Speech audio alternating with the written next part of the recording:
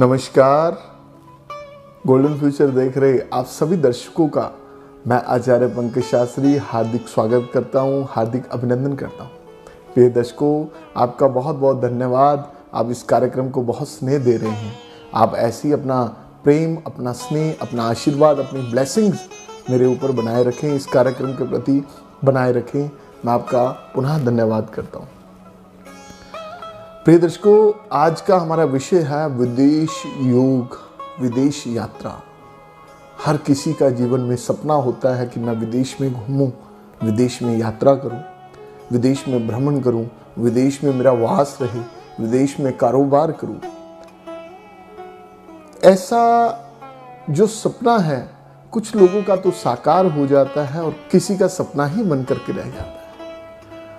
और ये जो हमारा कार्यक्रम है, जिन लोगों का सपना है और सपना ही बन करके रह गया, जिनको समृद्धि ही नहीं मिली, जिनको सफलता ही नहीं मिली, कितने ही स्टडी वीज़ा के माध्यम से वीज़ा रिजेक्शंस आई हुई हैं लोगों की, कईयों के वैसे घूमने के चक्कर में वीज़ा नहीं लग पाता।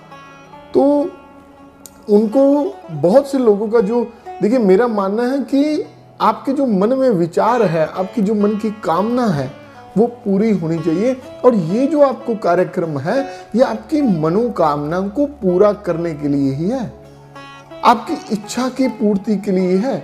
आपकी इच्छा जो आपके मन में प्रश्न चल रहे हैं उसका उत्तर प्रदान करने के लिए ये कार्यक्रम आपके समक्ष मैं प्रस्तुत करता हूं। आपके समस्त जिज्ञासाओं को शांत करने के लिए यही कार्यक्रम है।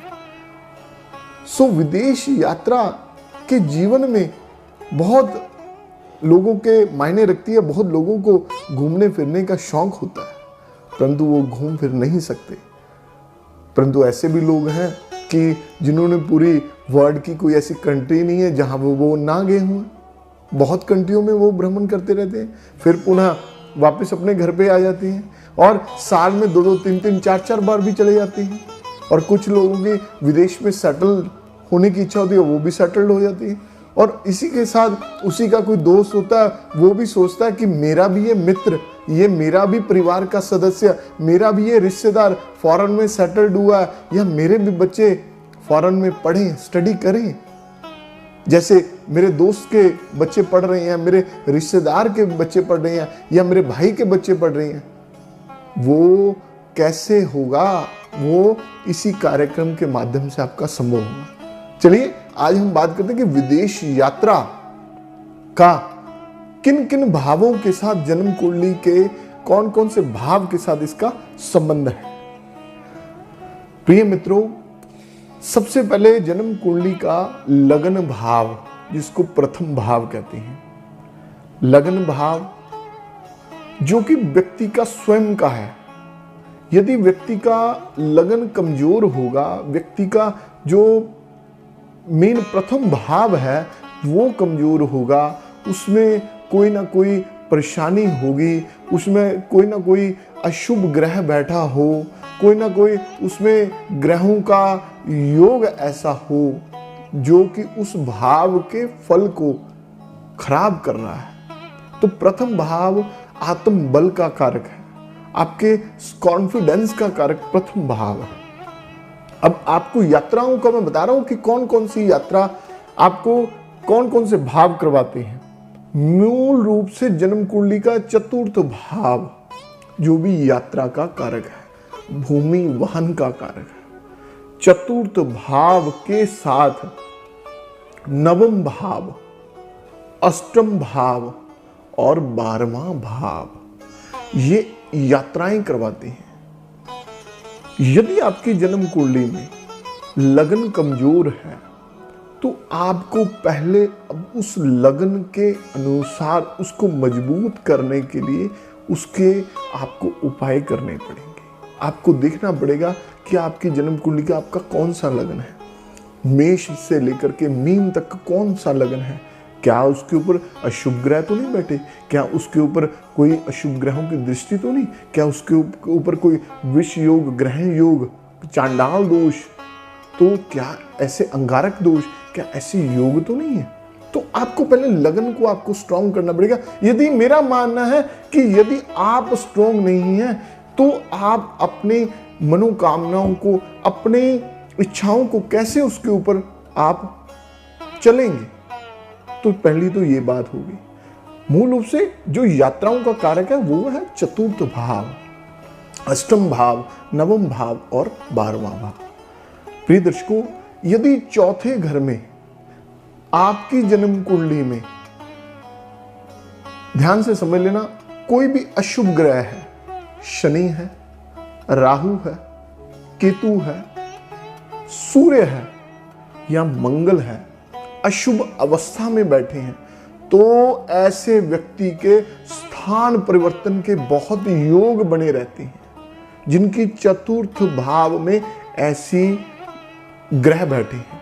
और यदि आपका स्थान परिवर्तन होगा तो निश्चित तौर पर आपकी यात्राएं भी होंगी। यदि चतुर्थ भाव में ऐसा कोई संबंध बन रहा है, ऐसा कोई ग्रह है, तो ऐसे व्यक्ति अधिकांश हमने स्थान परिवर्तन होते देखे हैं। प्रिय दर्शकों, अष्टम भाव में कोई ग्रह बैठा है, अष्टम भाव का संबंध 12वें भाव के साथ है। देखिए, अष्टम भाव जो है ना, अष्टम भाव आपको यात्राएं जो करवाता है वो विदेश की भी कराता है। वो छोटी छोटी कंट्रीज, जैसे नजदीक भारत के इर्द गिर्द जो कंट्रीज है वहां पे भ्रमण करवाता है।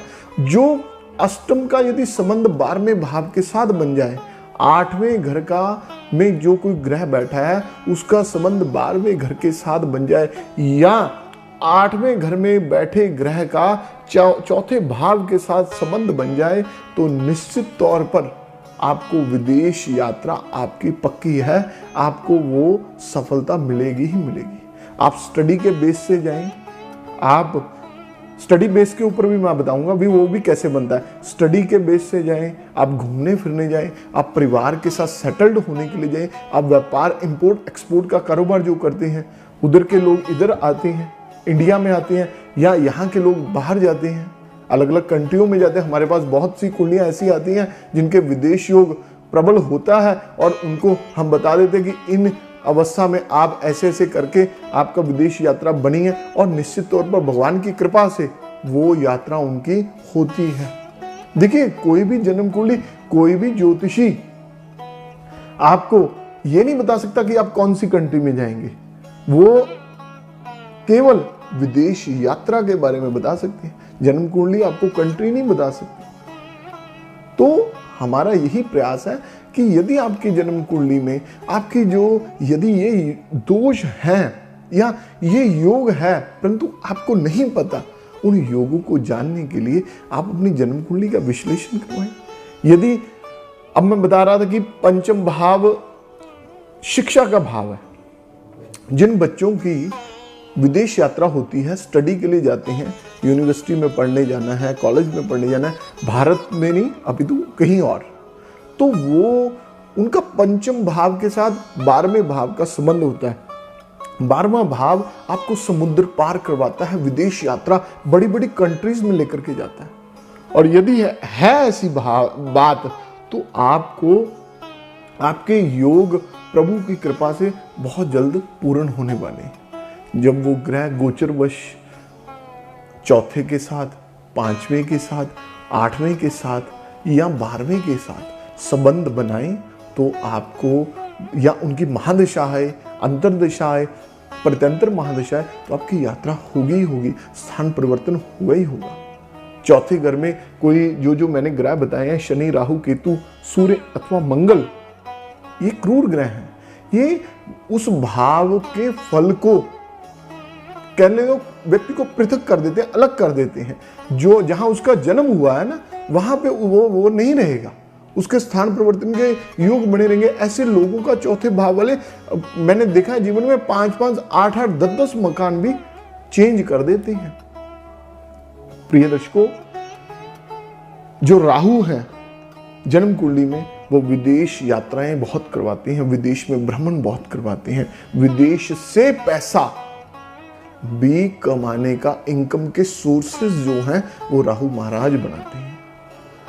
तो आपको राहु का के बारे में मैंने बताया है, ये जो भावों के बारे में मैंने आपको बताने का, मैसेज देने का प्रयास किया, इन आपकी जन्म कुंडली खोलिए, उसके बारे में जानकारी आपको इस वीडियो के माध्यम से मिल रही है तो उसको समझिए। कुछ अपनी कुंडली का विश्लेषण करवाने के लिए आप मेरे से भी जुड़ सकते हैं। किसी भी ज्योतिषी को आप अपनी जन्म कुंडली दिखाइए। मुझसे जुड़ने के लिए आप मेरे नीचे दिए नंबर पर संपर्क कर सकते हैं। यदि आपको एक टिप बता रहा हूँ, एक रेमेडी बता रहा हूँ, पवन पुत्र हनुमान जी, यदि आपका विदेश यात्रा का मन है कि आपने बच्चे को भेजना है या आपने खुद जाना है, सेटल्ड होना चाहते हैं, तो आप प्रातःकाल और सायंकाल हनुमान जी महाराज की पूजा अर्चना प्रारंभ कर दीजिए। हनुमान चालीसा का कम से कम 5 पाठ चमेली के तेल का दीपक जगा करके आप करने लग जाएं, आपको निश्चित तौर पर आपको सफलता मिलेगी। हनुमान जी पवन पुत्र महाराज आपको पवन में उड़ा करके आपके जहाँ पे आप जाना चाहते हैं वहाँ पे आपको ले जाएंगे। इस इच्छा की पूर्ति के साथ, इस संकल्प के साथ भगवान के चरणों में ये बात को रखते हुए आपने प्रार्थना करते हुए आपने ये पाठ करना है, भगवान का पूजा करनी है। और बाकी की जन्म कुंडली को आप दिखाएं, बाकी के ग्रहों का क्या क्या प्रभाव है, ताकि वो तो नहीं कोई दोष बना रहे, तो उसका हम समाधान करने का प्रयास करेंगे। प्रिय दर्शकों, मेरा तो एक मात्र उद्देश्य है, सरल उपायों के साथ करें जीवन का समाधान। आपको सरल रेमेडीज, दान पुण्य, व्रत, उपवास, आप पूजा पाठ करें ताकि उसमें आपको सफलता मिले। तो अगले विषय पर हम चर्चा करेंगे। मैं आशा करता हूँ ये कार्यक्रम आपके लिए बहुत ही महत्वपूर्ण होगा। ये मैसेज विदेश यात्रा वाला, विदेश योग वाला आपको बहुत फलदायी होगा। आपके एक बहुत प्रश्नों का इसमें उत्तर आ गया और कौन कौन से भावों के ऊपर चर्चा होती है उसके बारे में मैंने बता दिया। तो समय का अभाव होने के कारण आज इस कार्यक्रम से मैं विदा लेता हूँ और कल इसी कार्यक्रम के माध्यम से, इसी चैनल के माध्यम से, इसी समय एक नए विषय के साथ आपके समक्ष पुनः प्रस्तुत होऊंगा। नमस्कार। ज्योतिष, वास्तु और वैदिक कर्मकांड स्पेशलिस्ट आचार्य पंकज शास्त्री जी हर रोज दोपहर 12 बजे से लेकर 2 बजे तक फ्री कुंडली देखते हैं। तो आज ही संपर्क करें।